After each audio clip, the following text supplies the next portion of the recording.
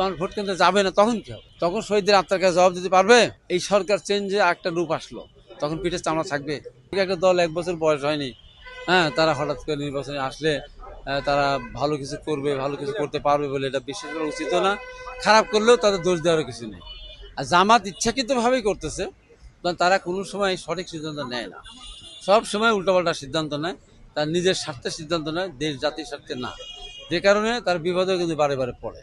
এইবার তারা একটা মহাবিপদে পড়লো। তারা এখন মনে করছে যে বিজয় বীর হিসাবে তারা আবির্ভূত হতে যাচ্ছে, বিভিন্ন জায়গায় মাস্তানি শুরু করেছে, যারা নির্বাচন পর্যন্ত অপেক্ষা করে।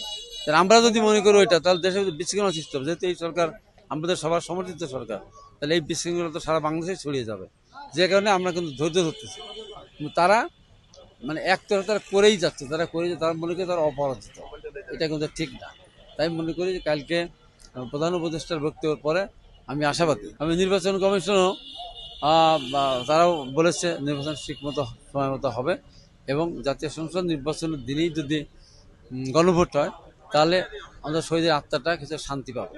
তার সাথে ভোট কেন্দ্রে মানুষ যাবে না, 5% 7% গেলে পারে টোটালি একটা বিচ্যুতি হয়ে যাবে। তো এই জন্য ওনাকে একটা ধন্যবাদ যে একসাথে উনি ঘোষণা দিয়েছেন। অন্তত এই জায়গা থেকে তো আমরা পরিত্রাণ পেয়েছি যে এইটা নিয়ে কথা বলার সুযোগ না। আর পিআর সিস্টেম বলেন, সম্পূর্ণ সংস্কার আমাদের চাই। চলন প্রক্রিয়া, বিচার চলন প্রক্রিয়া, যেমন 17 তারিখে রায় হয়ে যাবে, ফাঁসি হবে। ফাঁসি হলে তখন তো এরকম অনেকগুলি মামলা ফাঁসি হয়ে যাবে। এই আরও যে 2-3 মাস সময় আছে, তাহলে পরে তো এখানে সবগুলি বাস্তবায়ন তো একেবারে তাড়াতাড়ি সম্ভব না। আর ফাঁসি কার্যকর করতে হলে এটা আপিল করবে, তারপর সেখানে আবার হবে, রিভিউ হবে, তারপরে তো সেটা বহু সময়। ভালো চোখে না দেখে তারা আলাদা টাকা খরচের কথা বাদ দিয়ে দিলাম, তাদের টাকার চিন্তা তাদের নাই, যে তাদের অনেক টাকা আছে। কিন্তু কথা হলো যে ওই যে মানুষ ভোট কেন্দ্রে যাবে না, তখন কি হবে? তখন ওই দায়টা কার হবে? তখন শহীদদের আত্মার কাছে জবাব দিতে পারবে? মাত্র 30% টাকায় জমির মালিক হয়ে নতুন বাংলাদেশের গড়ে তোলার স্বপ্ন দেখা বাংলা বসতি। যে তোমরা জুলাই সনদের পক্ষে তোমরা মতামত দিতে গেলে, এখন দেখা গেল ভোট কেন্দ্রের মানুষ আসলো না, তখন জবাবটা কে দিবে? যে এইগুলো করে নির্বাচনটা হলো না, এই সরকার চেঞ্জে একটা রূপ আসলো, তখন পিঠের চামড়া থাকবে? পিঠের চামড়া থাকবে? দেশের মানুষ ছাড় দেবে না। ক্ষমতা আশাকে কেন্দ্র করে আমি আসবো কি না আসবো, তাহলে দেশের অর্থনীতি ধ্বংস হয়ে যাচ্ছে, ইনভেস্টমেন্ট আসতেছে না, আমি একটা অনিশ্চয়তার মধ্যে থাকবো, এটা তো হতে পারে না। জামাত তো তার নিজের স্বার্থে, শুধু তারা ক্ষমতা আসতে চায়।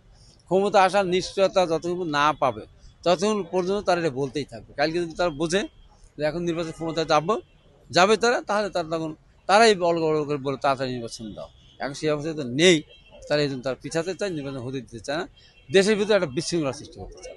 8 দল অন্য দলের ব্যাপারে এত না, 8 দল অন্য দলের ব্যাপারে অতই না। 8 দল জামাতের সাথে মেইন জামাত এবং চরমোনায়, হ্যাঁ, এরাই হলো মেন। এখানে এনসিপি তো আছে, তারা আন্দোলন সংগ্রামে ছিল, তাদেরকে আমরা সমীহ করি, স্নেহ করি, তাদের মানে অবদানের কথা আমরা স্বীকার করি।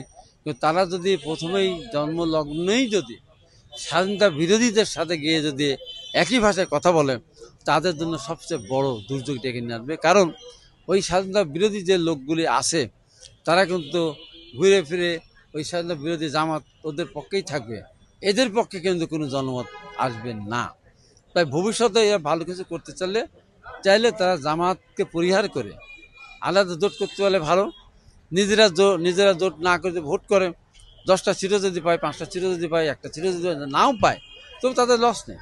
তাদের কেমন নতুন দল, সবাই মনে করেন নতুন দল, ওরা দাঁড়িয়েছে, এটাই ওদেরকে ধন্যবাদ। অর্থাৎ কোনোভাবেই জামাতের সাথে তাদের যা উচিত হবে না, তারা আমার মনে হয় শেষ পর্যন্ত নাও যেতে পারে।